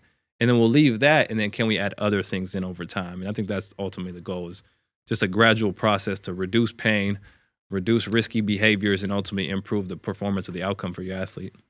How do you get guys to move better? That's a good $1 million question. I think ultimately movement is a skill. Just like I said, squatting was a skill. So I think whatever better is to you, have them do those things, right? And so for me, I want to see a guy, if we take something as simple as like a reverse lunge, right? Or a lunge pattern in general. Well, if I want you to get better at that patterning, because ultimately what is movement, you want to reduce it down to the motor patterns, right? And so you might call a squat, a hinge, a lunge pattern, your upper body, your pushes and your pulls, right? Any type of trunk rotation. And it's like, well, let's just do those things and let's progress those things gradually and accordingly, right? Progressive overload. And load doesn't have, when we say progressive overload, it doesn't necessarily mean weight. It just means progressively moving that thing towards a direction that's typically more complicated or faster or heavier. Progressive overload, any movement pattern, and typically guys get pretty good at it. And it doesn't take a lot. Like you take our off season, for example. So the way we get to a rear foot elevated split squat, right? You put your back leg up on something and you basically squat through that front leg. The way we get there is from a split squat and reverse lunge patterning. So we'll start with a split squat, which is very stable. You know where you're going to be at. Drop down and up. We use some tempos and we build that. Can you reverse lunge? Now, can we add a dynamic component? And then can we just stick you in a relatively true single leg position, right? It's not a single leg squat, but it's a rear foot elevated single leg squat. And I've had athletes who get to that and they're terrible at it. They just can't find balance. They can't find stability. So we coach them through it. Hey, if you create distance between your back leg and your front leg laterally, that gives you more stability. Hey, the reason why you can't get in the range is because your front foot is way too close to your back foot. So let's spread that part out, right? And so, hey, every time you stand, the problem for you is actually starting in the standing position. So we're going to start you with the knee down, bottoms up position. And then we start to create and move this thing around. It's like, oh, you look terrible last week. You look a little bit better this week. It's still not great. You were a 2 out of 10. Now it's a 5 out of 10. And by week 4, I got guys moving with, appreciable amounts of weight that looks pretty good. It's like an 8 out of 10. Hey, you don't look like me when I do it because I've been doing this for years and it's a movement that I'm good at. But you look pretty good and you're passing the eye test. So let's load this up. And now we get into what we care about, the load and the velocities and those things. But I actually don't think it's that hard to get people to move better. I think it's just progressive overload and have a proper progression or regression as needed. But most athletes will find a way to figure it out. That's why they're athletes. Like I've had people fascial work. Like you mess with that, like you have guys, rolling out and doing that kind of stuff. Yeah, a little bit. Especially because any pain at a joint or inhibition at a joint or a tissue level can transfer to a joint, and now you don't want to move through that joint freely. So for sure, if something feels tight, that feeling of tightness, that sensation of tightness will influence your movement. So if we can reduce that sensation through a foam roll, for example, or even a static stretch for a little bit, that will reduce that sensation of tightness, and then now you're more willing to move through. So if you have a tight quad, you're not going to like a rear foot elevated split squat because that back leg is going to get a stretch in the quad. So one way we can improve that patterning is by letting you foam roll your quad or getting into like what I would call a couch stretch. So put your back leg up on something and then sit up tall, and now you get a stretch in that back kind of quad. But by doing that, we reduce the sensation, which comes from the brain, and now the brain says, oh yeah, I don't care if you move through the range of motion, and now you can move freely. And so did we improve movement? Yeah, but you can do that in 30 seconds, right? And some of that is just playing around with the brain, because ultimately movement is an expression of the brain, and sensation or pain, quote unquote, is also an expression of the brain.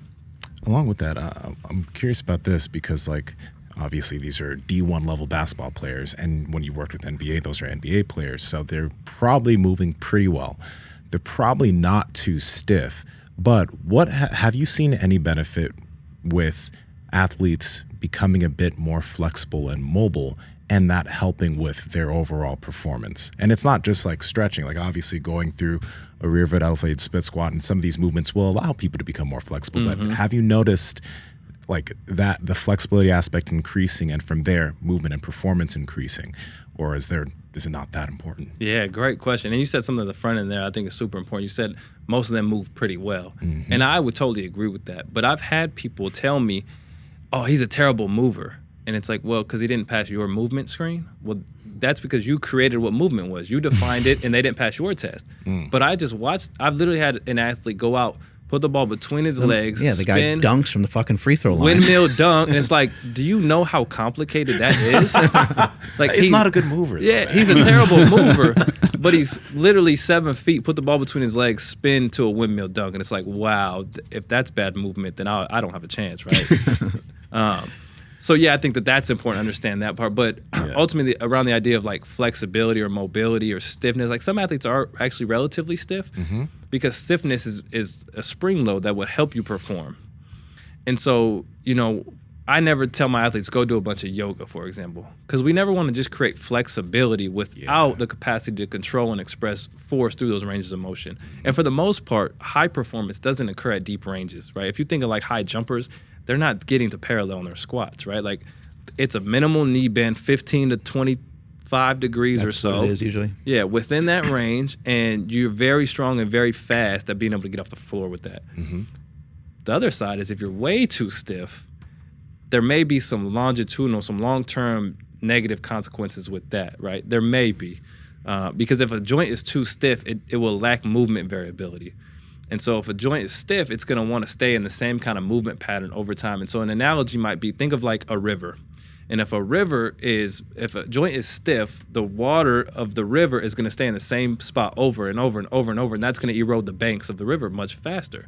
Versus if you have more movement variability, then that force or that water can get dispersed in many different ways, and it's not going to erode the banks of the river or the tissues over time. So you want to create some mobility and flexibility, quote unquote, just to provide force dispersion avenues. We want to give the joint and the body options to disperse force over time. Because if not, it's going to default to the same pattern over and over and over. And over time, that can wear down a joint or a tissue. And so that's probably not good. But it doesn't mean you need to be out there doing yoga all the time. It just means that, hey, if you get to a certain range, if we're talking knee flexion, if we get to 45 to 60 degrees and that's tight, can we get that a little higher? Can we just actively search for a little bit more? And the great thing about strength training is that we know strength training is actually flexibility training or mobility training, right? Research has shown that if you just strength train through a full range of motion, that it will actually improve the range of motion, and it will give you force expression in those ranges of motion. And that's the ultimate goal. What you don't want to do is give somebody way more range of motion, but then you didn't accompany that with any strength or power qualities. Yeah. Because now they're accessing ranges that they can get to, but they're not used to controlling that. And that's where bad things can happen. Makes a lot of sense. What do you do with diet for people? Oh, good question. Is that hard with these guys? Yeah, it's relatively hard, but the good thing is that from if you were talking about body composition, right? Top level nutrition, body composition, we play so much, we practice so much that my guys don't really gain weight during season. They'll gain some weight when they get away from the court for a little bit and they come back to it. In general, once I get a guy to a body weight that I want for a season, and we want to do that before season starts, I just want you to stay there all season. It's very rare that we want to have drastic body composition changes or body weight changes through season. So do they eat good? I don't know. Probably not all the time, right? Obviously, but is it okay? Because I think my first goal with nutrition is, are you getting enough calories? I don't want to see guys lose a ton. Unless you needed to lose fat, I don't want to see guys lose a bunch of weight, right? So if you're at a good body composition, if you're using skim folds, call it your guards at 8%, and you're there, well, the goal is like, can we stay there and not lose weight over season? Yeah. And so sometimes that means we ultimately need to get calories. And so now you get into that quantity versus quality discussion of nutrition. And to me, it's like you need to start with quantity because we just need to get the calories. And so although like the chicken salad is a nice idea, if the Chick-fil-A is what you have access to and you need to go get that. Because I would rather have you eat quote unquote bad food than not eat at all. Hey, Chick-fil-A is good food, man. And Chick-fil-A is good food too. And then beyond that, like there's actually some education around that. Like guys will come to me and say, Ram, I'm gonna eat Chick-fil-A, but what should I get? It's like, cool, man, let's pull up the menu. Let's find. If you like both of these options, this one has a little bit more protein and a lot less fat. So let's just get that. And that stuff they don't care about. I'm not gonna take away your option. I'm just gonna tailor your options to ultimately what you like. So around training, I'd imagine the players get pretty good meals, right? When they're on campus and they have access for sure, right? The challenge they is can like, they can do what they like, right? Yeah, and we have a system where they basically have we call it a red card. They have a credit card essentially that is paid through their scholarship, and there's like, I don't know, maybe 15 restaurants in town that they can go to now, and they all have cars now because of NIL. They all got their own car and stuff. So that's how do they have their own cars now? What do you mean? Yeah, everyone's got their own car. They It's get contracts now. Yeah, Really? Yeah. Yeah, so everyone has their. I mean, before my running joke is like some of y'all haven't made a left-hand layup in a game. You got a car already. Like, but I like it, right? Like the benefit is now there's no excuse to not go because just a year ago it was, Ram, I didn't have a ride, and now it's like that's not an option anymore. Ram, I didn't have money. It's not an option anymore. So we always, but in general, I look at nutrition like, can we get the calories? And then once we've got a system to where you're getting calories, you're not losing weight, you're not gaining weight. Like we found this caloric balance that we need. Perfect. Now let's improve the quality. Hey, you're going to Chick-fil-A anyways. Here's what you should pick instead of this. And then over time, we'll start to mix in some of those other things. Like, hey, Ray, I know I drink a lot of soda. Like, how can I switch it? And sometimes, like, some coaches are like, oh, just drink water. I'm like, that's not realistic. Okay, so we know we don't want you to get calories from your beverages. Can we get to water? Can we get to a Gatorade Zero, right? A lower, or it might just be a flavored option that's 0 calories. Sometimes that's good, right? And so, yeah, I think it's just like educating and tailoring through whatever they got going on. The biggest gaps that we see is like guys, they're just young, right? They're young men, and so they don't know how to. Time management comes to mind, right? Like, oh, I didn't have time. Well, okay, like you didn't want to get up early to make breakfast, which is fine, but you knew that was going to be the case. So why don't the night before we create some things that you can wake up and eat? Things that we know we do because we're adults and they just lack some of the time management skills around nutrition. Yeah, and that's like the first kind of hole we need to plug. And then we do obviously give them some different supplements and stuff like that, and that helps. But ultimately, I just look at it: are you eating, and can we time that appropriately? Because sometimes guys will wake up, they'll miss breakfast, they'll go class, tutoring, lift, practice, and like you get to practice, and they're, damn, I'm lightheaded. It's like, well, did you eat today? No, I didn't have time. And it's like, no, you did have time. You didn't prioritize it, right? And so I think it's just a lot of that education. These guys I know supplementation isn't the biggest thing, but electrolyte supplementation for athletes that sweat a lot is a pretty big deal. Do they do much of that over there? Do they provide that, or do you not think that's that big of a deal for them? Yeah, no, it certainly is. They sweat a ton, obviously. So yeah, we provide some stuff, and then our trainers obviously provide some stuff, and they're pretty good about like hydrating. We're mainly because we practice so hard that you're gonna find a way to get some like. And coach kind of treats water breaks as like a benefit. So like when they can drink and refuel, and obviously have Gatorade on the sideline, they find a way to get kind of rehydrated because we just practice so hard. I think sometimes if your training isn't that intense, then there's times where you can go hours without rehydrating because you just don't feel the need for it. But when your training is very intense, you're going to find a way to go get some water or because coach is telling you it's water break time and everyone's part of the culture. So, and then we'll supplement a little bit with it, but not a ton of like just like salt packs or anything like that. It's usually just through Gatorade and other things. So it seems like in the NBA, not that you had more, more influence over the players now, because like in the NBA, you have your strength coach, you got probably have a mobility coach, you got a diet coach, you got a coach for every aspect of it. But it seems like right now you have a little bit more influence on the players. Are you finding like that being one of the biggest differences between NBA and college? Yeah, for sure. Yeah. I think it's one of the reasons why I love what I do a lot more now. And I loved what I did before in the NBA, but college is special because you can really impact them and you can influence a ton of different areas around the performance spectrum, whether it's strength and, diet, whether it's conditioning, whether it's what the coaches are doing with film and all of that. Like that total process of being a high performer, you can control, right? Sleep, recovery, But then it's the other stuff too, right? Like we talk about life, we talk about being social, we talk about being vulnerable, being open, right? Like part of some of the things we do, we'll do some breathing drills in our sessions, and I'll have guys close their eyes, and we'll talk about life with their eyes. Like those moments are few and far between in the NBA, but they can be structured right into every single day at the college level. And then obviously that impact that you have is because in the NBA, it's funny. People always just say, "Oh, I'm sure you had to deal with so many egos in the NBA," and like that's not actually true. That most of the egos are the support staffs and the coaches in the front office. The players, for the most part, I've never ran into a bad guy in the NBA. Right? Sick. They're all super. They're just like us, right? Like a lot of them are. They're gonna have walls up early because there's so many people that want to get to them and access them. Yeah. But over time, if you're patient and build trust, they're homies. They're your friends, just like the friends we all have. And so they just happen to have $100 million in the bank. That, it's a little different. Like my friends don't have that. They just happen to drive like a Lamborghini. But I've never seen a player like with an ego that was massive, right? Like, and some of them will have them if you disrespect them and things like that. But we all have egos, and we all don't like being disrespected. So as long as you're good to them, so I've never dealt with that with guys. The challenge though is there's a lot going on in their lives in the NBA because I always look at the NBA roster as okay, like a third of them will be on your rookie contract. They're rookies. They need education. They need life skills. The middle of the pack guys are figuring things out. They're like your veterans now. They're starting to have some sense of every part of life. Maybe they have a girl or a kid. And then there's like your final 5 or final third that's like, hey, this is their final 1 to 2, 3 years in the league. They're truly just veterans. You're not improving their performance. You're just trying to keep them healthy. Yeah. And so some of them have kids and those things. And so there's a lot that go. They have contracts. It's a contract year. They have agents. They have deals. They have investments. And in college, it's not really like that. I mean, it might get there eventually with NIL and stuff, but for the most part, you're all 18 to 22. You're all here to play basketball. Basketball's the second priority. Education's the first. Student athlete.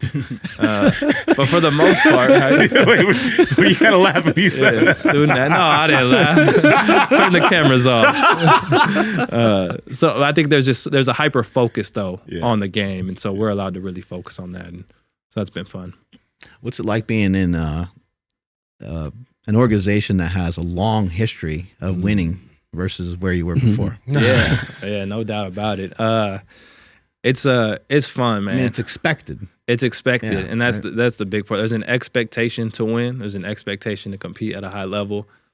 There's a pressure that comes with those things, and when you don't meet that standard, if you lose a game, right? Like losing a game with us now at Kansas, it means something. Like you don't want to lose, and it hurts to lose.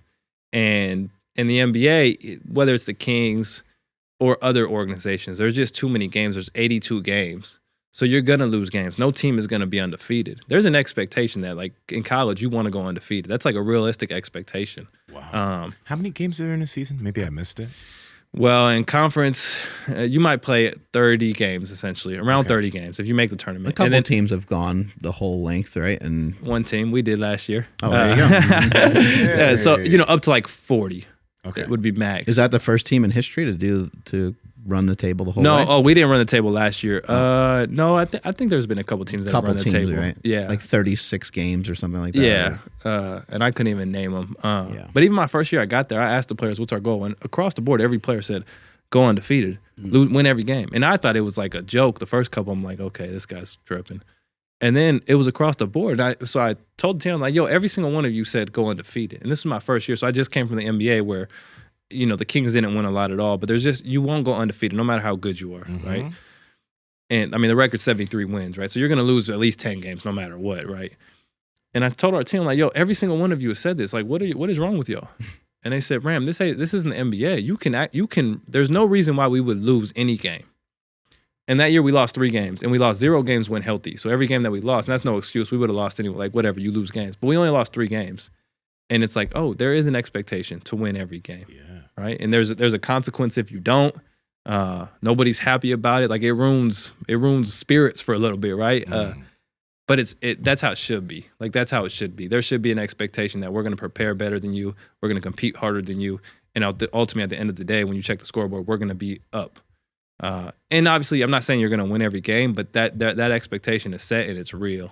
And it's so fun to be a part of. It's such a different world from the NBA. Now, obviously, I'm a little biased because my time in the NBA was with the Kings and we didn't make the playoffs. But it's such a different world when you lose a game that nobody is happy. Like, nobody's smiling for a few days. Like, it's pretty bad. So it's been great, though. I love to be a part of it. I'm so fortunate and happy that I made that decision because it changes your life perspective a little bit, you know? It's like mediocrity is not the expectation. Winning is, right? Yeah. And it's not a negative, like win at all costs, like nothing like that. It's just we're going to practice harder. We're going to prepare harder. We have a coach that's better, and ultimately there's an expectation that if we live up to our potential in this game over the next 40 minutes, we will be the better team. Mm-hmm. Now, you don't always do that, but that expectation is so fun to be a part of. Your players probably almost know, like, our coaches are better than most of the other coaches, so as long as we follow this plan, then we're good, right? Yeah, I think so. I think that for sure there's a confidence in our coaching staff and our Hall of Fame coach, obviously.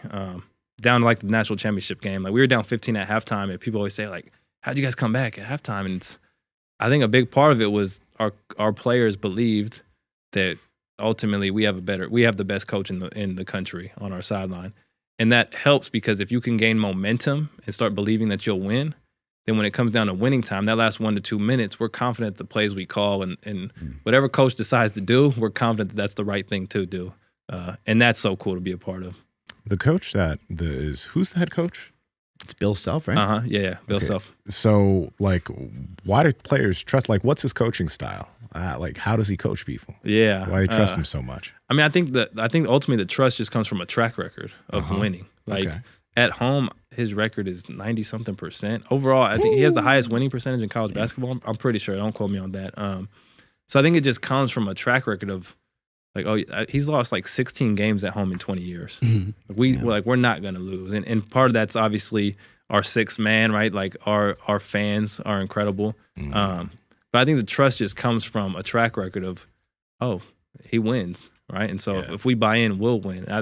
It's probably no different than if you were an investor and you met a hedge fund manager and he made billions of dollars, you probably would give him your money without thinking. And I think it's like partly that in sport. It's like I'm going to give into the program without questioning. And it takes time, right? Yeah.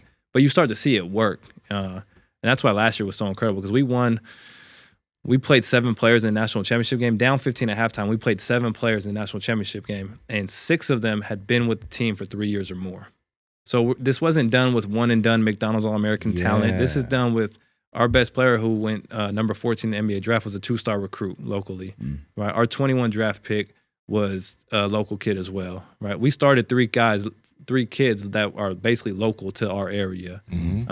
So for all the hype that goes into one-and-done, McDonald's All-American, recruiting, NIL, all that stuff, it's like, no, we just have a coach and we have players that buy in and we're going to go out there and compete. And so I think it just comes from a track record of this dude's been doing this at a very high level for a very long time. And then we have obviously some reminders, right? There's banners around. And so it's easy to say like, oh, it works. It's right there, right? Like it works. And the players are so young that they're not in a position to question. And there's an IQ too. You know, I can go on all day about this stuff, but there's an IQ to the game that is on display all the time whenever coach speaks. It's like, no, this dude knows the game. Yeah. And so you're going to buy into that.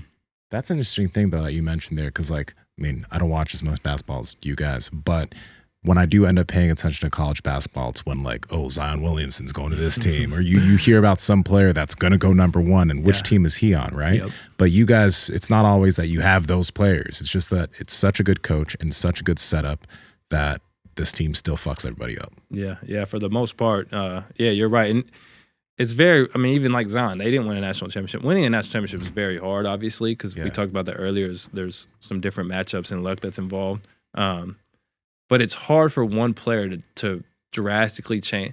In the NBA, it's even to that point now, but one player in the NBA can drastically change the entire game. And it's just a little bit different in college because there's less possessions, there's less space. The way that it's reffed is a little bit different. It's a slower paced game. When you say there's less space, what do you mean? The court's the same, but because players can't shoot as well, so the NBA players can make shots from damn near half court. So because of that, the defenders have to stretch out and guard you. But in college, you can be guarding someone that can't make a 3. So like you can't make a 3. You shoot 20% from 3-point line. I want you to shoot that shot. So now I'm going to stand in the key or near the key. So I'm going to collapse the defense. So there's no space to move. Whereas in the NBA, everybody, I mean, your centers can shoot now. Yeah. And so everybody's spread out. So there's so much more space. So there's, I think, ways in college to neutralize really good players. Whereas in the NBA, it's very hard because everybody's good. So if you send a double team at Steph Curry, well, he's going to pass to Draymond. Draymond's going to go downhill, and he's going to make the right read. And Klay Thompson's in the corner, he's going to make that shot. So it's very hard to double team or triple team. But in college, we can send a double because the player you're passing it to really can't play that well. Yeah. And we know that because there's stats for this stuff, right? So it's like, we actually want you to pass him the ball. So we're going to double team you. You're going to pass to him. He's going to make the wrong read or miss the shot or whatever. And because there's only 60 possessions in the game for you, that's a wasted possession, so we're going to win. If we do this for 40 minutes, we're going to win because the odds are going to play in our favor. In the NBA, it's just a little bit different because everybody can play. And so it's like, well, that's fine because I'm just going to pass to him and he can actually make that shot. Or I'm going to pass to him and he can get to this position and pass it to that guy or throw the alley-oop or whatever. So in the NBA, it's, I think, harder to neutralize players. In college, you can neutralize a player pretty quick, which is why the big names like Zion, who are incredible talents, their team still won't win a national championship necessarily. Yeah. What got you like fired up and excited about basketball in the first place when you were young? Like, what was do you have like a first memory of basketball or something like that? I mean, I'm just the classic example of wanting to play in the NBA but couldn't make it. I mean, my driver's license says 5'10", but I'm definitely 6'2" if you ask me. But yeah, I just grew up when I was young playing ball and kind of played it throughout, obviously, high school. And then from there, didn't even know strength and conditioning was a job. So I'm like, oh, this is a job? You mean I could help NBA players? And yeah, it kind of took off from there, I guess. But the game is just it's super fun. To me, it's the best game in the world. The culture of the game is super fun. It's not necessarily the biggest game in the world. I think soccer is probably the biggest game in the world. But I think it's, to me, the best sport there is. Just super exciting. It is expanding worldwide, right? Oh, yeah. It's NBA blown and up. Stuff, right? Yeah, it probably started with, obviously, Jordan. But now the NBA just has put a lot of effort into its global expansion. They have global academies and stuff like that. And social media has helped, obviously, a ton and all of that stuff. So, yeah, it's definitely expanding for sure.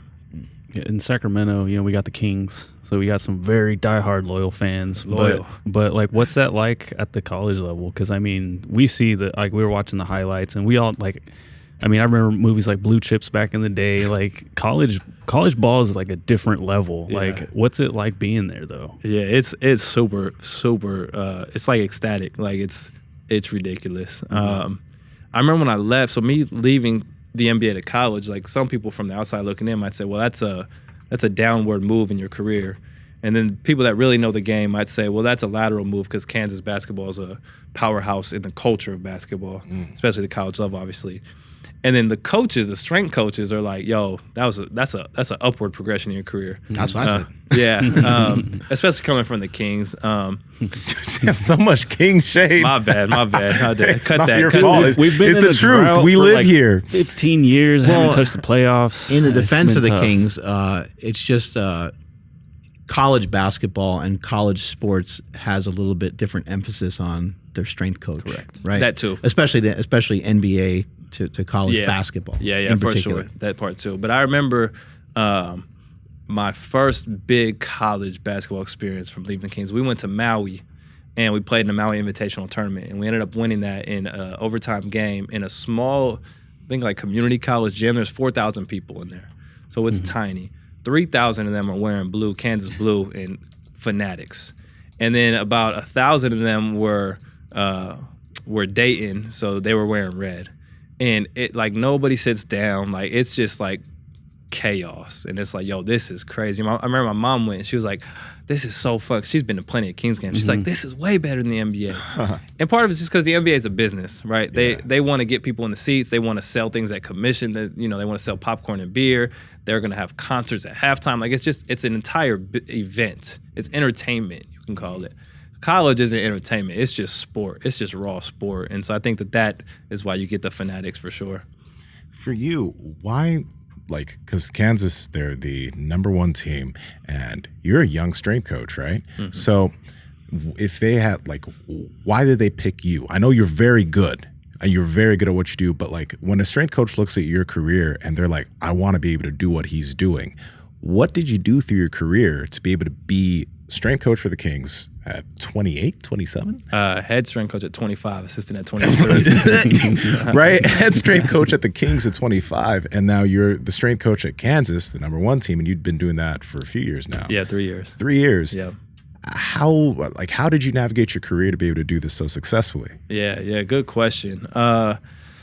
I mean, top level academic wise, like I got a doctorate in it, and I think that helps, right? So like a doctorate in human sport performance with a dissertation in workload monitoring and injury prediction, like on paper, that sounds good. Right? That so sounds like very good. he checks the boxes, I think, from that level. But I think more importantly is just like, I think the soft skills. I've been fortunate to have really good mentors who have given me opportunities and built relationships with athletes. So like when I got hired for the Kings, I was 23, and after 2 years, my boss left to the Chicago Bulls. He's still there now, Chip Schaefer, OG Chip Schaefer. It's my guy. He was the athletic trainer for the Bulls in the 90s. He's Phil Jackson's guy. So like my mentor, one of my mentors has 11 rings, like incredible.